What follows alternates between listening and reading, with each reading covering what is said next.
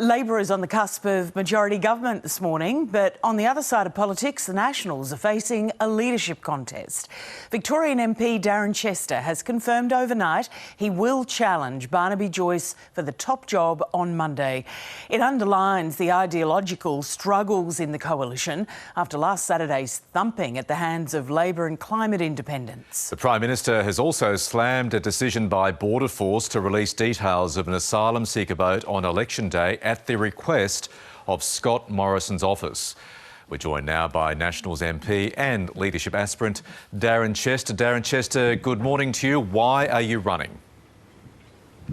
Well, good morning, Michael. And first of all, what I will say is I'm not here to tip a bucket on Barnaby Joyce. He's our leader and has done the best he can do in that job. But when we have a transition point like an election, in the National Party, the leadership positions are declared vacant, both leader and deputy. And I think it's healthy for our room. I think it's good for the democracy of our room that members who are interested in taking a leadership role put their hand up and we have a ballot. So that's what will happen on Monday. There may well be more than me put their hands up. I think it's important that we listen to the message that we received over the weekend from the Australian people. I think they want us to be perhaps more moderate and more respectful in public debates in this country. They want a calmer democracy, I guess, and I think I can offer that to the room. And, I mean, you wouldn't be putting your hand up, though, Darren Chester, if you didn't have some concerns about Barnaby Joyce. Were voters concerned, in your view, about the style of the National Party leader?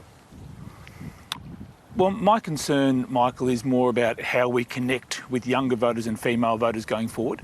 I mean, the Nationals did really well last weekend. We held all our 16 seats, and so that's a positive for us, and I congratulate Barnaby and the whole team for doing that.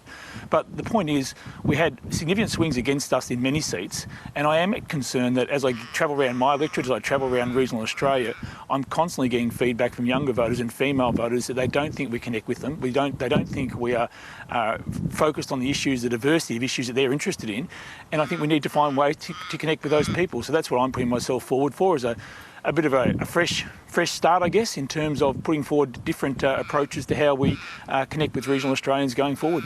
Barnaby Joyce did point to that measure of success, the fact that you retained all of your seats. He also insisted when he was on this show earlier this week, Darren Chester, that he didn't see that he personally was a drag on the coalition's vote, the Liberal Party's vote in those inner suburban seats that fell to the Teal independents.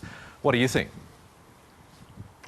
Well, I think we've got to be honest with each other in the room, in the National Party room, and have that conversation, because there's no question in my mind that some of the comments by a few colleagues, only a few colleagues, which were quite extreme in their views, had an impact on the Liberal Party candidates in those more moderate parts of urban areas. And, it's not a great result for the Nationals to find themselves in opposition, because then we can't be in the room where the big decisions are made and really influence the outcomes for regional Australians. So there's no question, I think, that some of those more extreme comments from some of my colleagues had an impact. Let's be honest with each other in the National Party room and figure out how we can develop our policies, how we conduct ourselves in the public debate, and not be sabotaging the campaigns of Liberals in the city.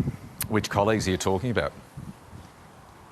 Well, I've made my feelings known last year about some of the comments from George Christensen and Matt Canavan at the time. They weren't helpful to our cause, and I made it very clear at the time I didn't think that was the way our party needed to go. So, I'm not here about bagging colleagues. I'm actually trying to find a way that our party can unite itself going forward, where we reflect the full diversity of views in regional Australia. I mean, we really are a difficult party to lead for anyone. We are a loose coalition of independent-minded people. We come from all parts of regional Australia with quite different views, but we do have one shared passion, and that is getting good outcomes for regional Australians. OK, if you were to win, what's your relationship like with Peter Dutton, set to become the Liberal leader?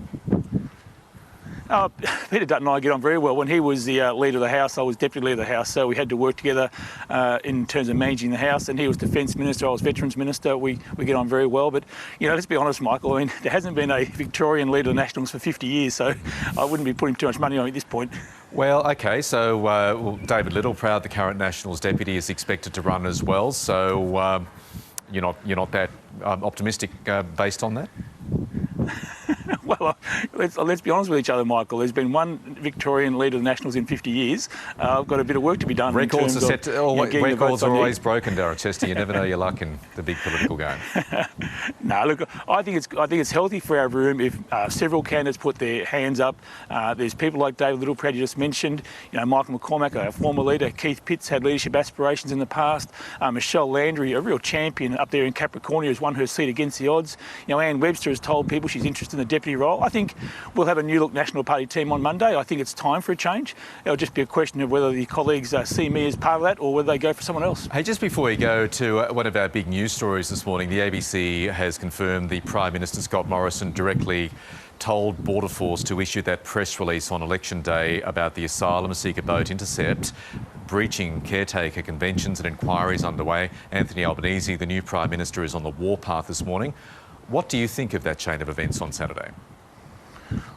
Well, I have no direct knowledge of what you just described to me. What I do have direct knowledge of is the people in Border Force, the people in the Australian Navy who are involved in protecting our borders to the north, do an incredibly important job for us. They keep us secure, and I think they should be recognised for the work they do, but I've got no knowledge of what you just described to me, Michael. OK.